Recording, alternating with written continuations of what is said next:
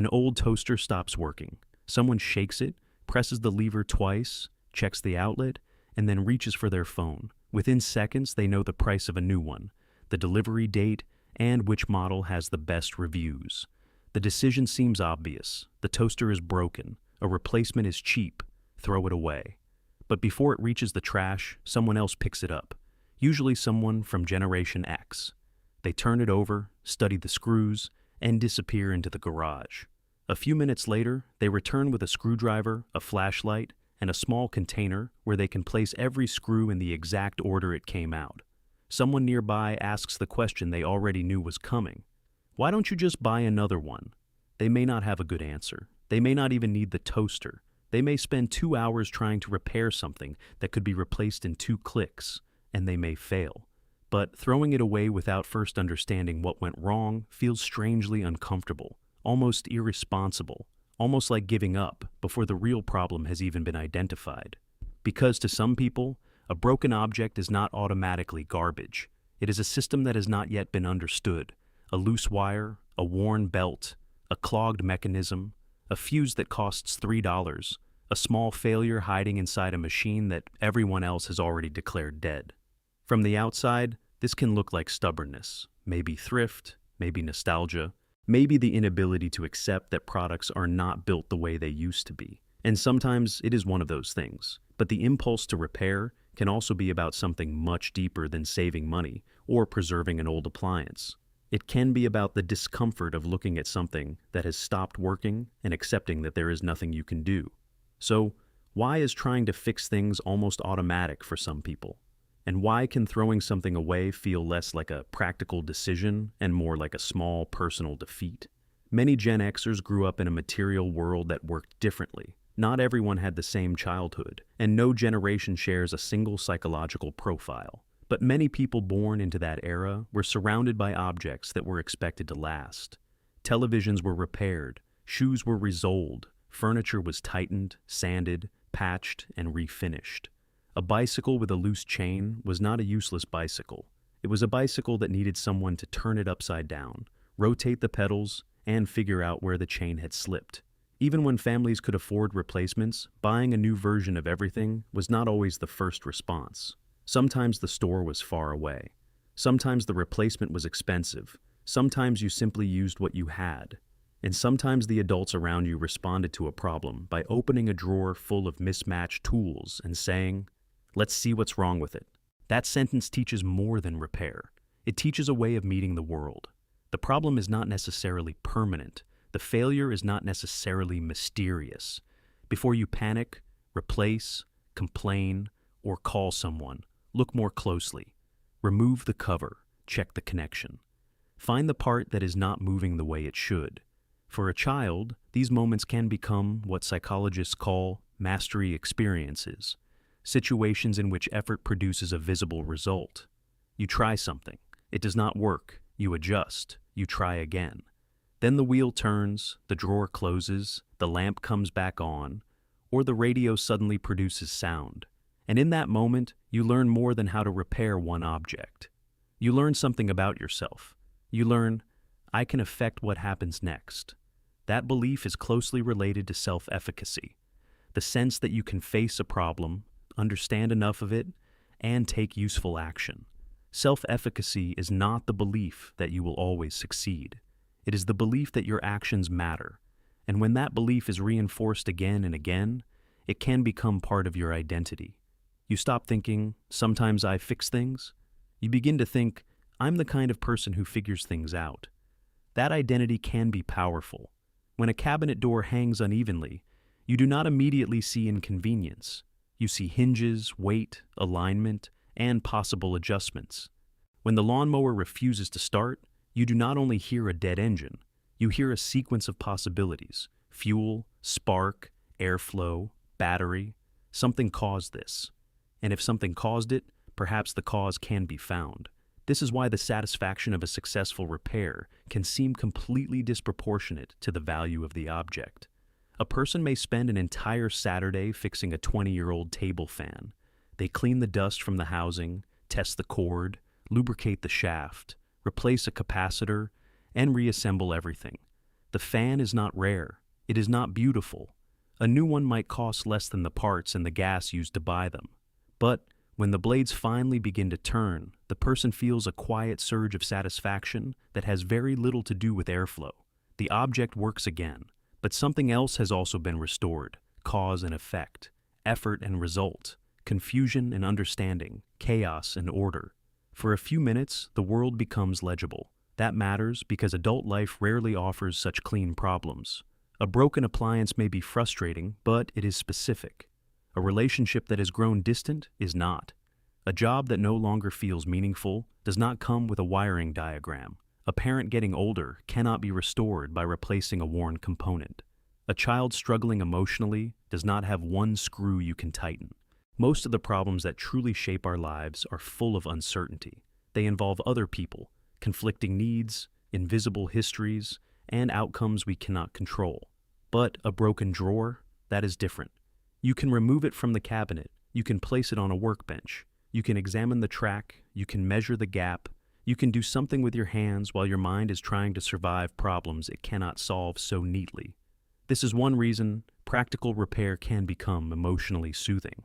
The person may not describe it that way. They may simply say, "This has been bothering me for weeks." But the task gives tension somewhere to go. Instead of sitting with uncertainty, you trace a wire. Instead of thinking about a decision you cannot make, you sand a rough edge. Instead of having a conversation that may not end well, you spend 4 hours repairing a garage door that technically could have waited until next month. That does not mean every repair project is avoidance. Sometimes a drawer really is just a drawer. Sometimes fixing it is useful, satisfying, environmentally responsible, and fun. The point is not to turn every toolbox into a psychological defense. The point is to notice why certain concrete problems can become so attractive when the rest of life feels uncontrollable. An object does not argue with you. It does not misunderstand your intentions. It does not tell you that your memory of an event is wrong. It may resist, but its resistance follows rules, and rules can be studied. For someone whose identity is built around competence, this kind of problem offers something precious, a chance to feel effective again. But this is where the same behavior begins to split into two different psychological paths. One person repairs because they trust their ability. Another repairs because they do not trust anyone else. From the outside, they may look exactly the same. Both refuse to call a technician. Both watch 3 tutorials, take the machine apart, and insist that the problem is probably simple. Both may succeed, but inside the emotional experience can be very different. For the first person, self-reliance is a preference. They enjoy understanding how things work. They like the challenge. They know they can call someone if the repair becomes unsafe, too expensive, or beyond their skill. Their independence is flexible. For the second person, self-reliance feels mandatory. Calling for help creates tension. Depending on someone feels risky. They may expect the technician to overcharge them, arrive late, do poor work, or make the problem worse. They may feel embarrassed admitting that they do not know what to do. They may hear, "I need help," as, "I am no longer capable." That form of self-sufficiency may still produce impressive competence, but it can also carry the weight of old expectations. Maybe help was not reliably available when they were younger. Maybe adults were busy, overwhelmed, emotionally distant, or proud of raising children who could handle themselves. Maybe the child learned not to ask because asking rarely changed anything. Maybe they were praised most when they were useful, practical, undemanding, and able to solve their own problems. None of these origins is universal, and they do not automatically mean something traumatic happened. Human beings learn from repetition. When solving things alone works often enough, the mind stores a simple lesson. Dependence creates uncertainty. Personal action restores control. That lesson can become so deeply practiced that the person no longer experiences it as a strategy. It feels like personality. I'm just independent. I don't like bothering people. It's easier if I do it myself. By the time I explain it, I could already have fixed it. Sometimes those statements are completely true, and sometimes they protect a person from a more vulnerable admission. I don't know what will happen if I need someone and they disappoint me. This is why competence and defensiveness can be difficult to separate. Both can hold a screwdriver. The difference becomes visible when the screwdriver is not enough. What happens when the repair fails? Can the person laugh, stop, ask for help, or decide that the object has reached the end of its useful life? Or does failure become personal? Do they become unusually angry? Do they spend 3 more weekends on the problem because walking away would feel humiliating? Do they interpret a technician's help as an intrusion rather than support? The behavior is not the whole story. The emotion underneath it reveals more. There is another layer too. For some people, throwing an object away means more than losing the object. It means losing the time already invested in it.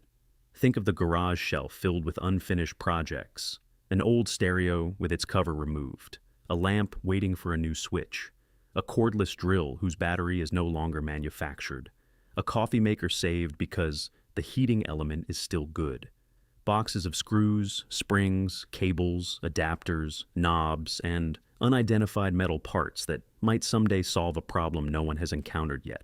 To someone else, this looks like clutter. To the person keeping it, every piece still contains possibility. That possibility has psychological value. As long as the object remains in the garage, the story is unfinished. It is not a failure. It is a future repair. Throwing it away closes the story, and closure can hurt when it seems to erase previous effort. If you spent hours diagnosing the problem, bought replacement parts, watched tutorials, and promised yourself you would finish, discarding the object may feel like admitting that all that investment led nowhere. The rational question is this still worth repairing? But the emotional question may be, what does it say about me if I stop? This is where persistence can quietly become captivity. The person is no longer deciding whether the object deserves more time. The object is demanding more time because the person cannot tolerate what quitting seems to mean. That does not only happen with appliances. We do it with projects, jobs, plans, sometimes even relationships. We continue because we have already invested so much, and stopping would force us to face the possibility that effort does not always guarantee restoration. Repair culture can offer a beautiful resistance to waste. It can preserve knowledge, reduce unnecessary consumption, and remind us that convenience is not the same as value. But the desire to save things can also become a way of postponing endings. Some things can be repaired, some things can function again, but only by consuming more time, money, and energy than they are worth. And some things are simply finished. The difficulty is that accepting an ending requires a different kind of competence. Repair asks, how do I make this work again? Acceptance asks, who am I when I cannot? That second question is harder because it cannot be answered with tools. Imagine a person alone at a workbench late at night. The house is quiet. In front of them is an old cassette deck, receiver, power tool, or kitchen appliance. Something from another period of their life. They have cleaned the contacts, replaced the belt, checked the voltage, and put every piece back where it belongs. Then they press the button. For 1 second, nothing happens. And then the machine comes alive. A motor spins, a light appears, a speaker produces sound. The person does not celebrate loudly. They may only lean back and smile. Someone younger might see an outdated object functioning again, but the person at the bench may be seeing proof that patience still matters, proof that knowledge accumulated over decades has not become irrelevant, proof that they can still enter confusion and return with an answer. The object has been repaired, but so has a small fracture in the person's sense of continuity. This is especially meaningful in a world that changes quickly. Technologies become obsolete. Workplaces adopt systems that make years of experience feel suddenly invisible. Products are sealed shut, glued together, updated remotely, and designed in ways that make personal repair difficult or impossible. The person who once understood the household machinery may now be surrounded by devices that cannot be opened without specialized tools, software, or permission. So, repairing an older object can become a way of returning to a world in which competence was tangible. You could see the mechanism, you could hear the problem, you could learn the system. You did not need an account, a subscription, or a customer service chatbot to change a part. This does not mean Gen Xers are trapped in the past, or that younger generations lack practical ability. Different environments train different forms of intelligence. A younger person may solve a digital problem in minutes that leaves an older person completely lost. They may be more comfortable outsourcing a repair because they learned to value time, specialization, and access differently. They may see replacement as efficient rather than wasteful. Neither response automatically reveals better character. The contrast only shows that people build different relationships with failure, depending on the world that taught them how problems are supposed to be solved. For many Gen Xers, the lesson was direct. When something breaks, inspect it. When instructions are missing, improvise. When help is unavailable, adapt. When the first attempt fails, try another angle. Those lessons can create resilience. They can also create exhaustion. Because once your identity becomes the person who figures it out, other people begin to depend on that identity too. You become the one relatives call when a sink leaks, the one who assembles the furniture, the one who knows which breaker controls the basement, the one who keeps the family car running for another year, the one who remains calm because everyone assumes you will have a plan. Competence becomes usefulness. Usefulness becomes belonging. And eventually, solving problems may no longer feel like something you do. It feels like the reason people need you. That is when a broken object can touch a much deeper fear. If you cannot fix it, are you still useful? If you ask someone else to handle it, are you still the person you thought you were? If you stop trying, will others see you differently?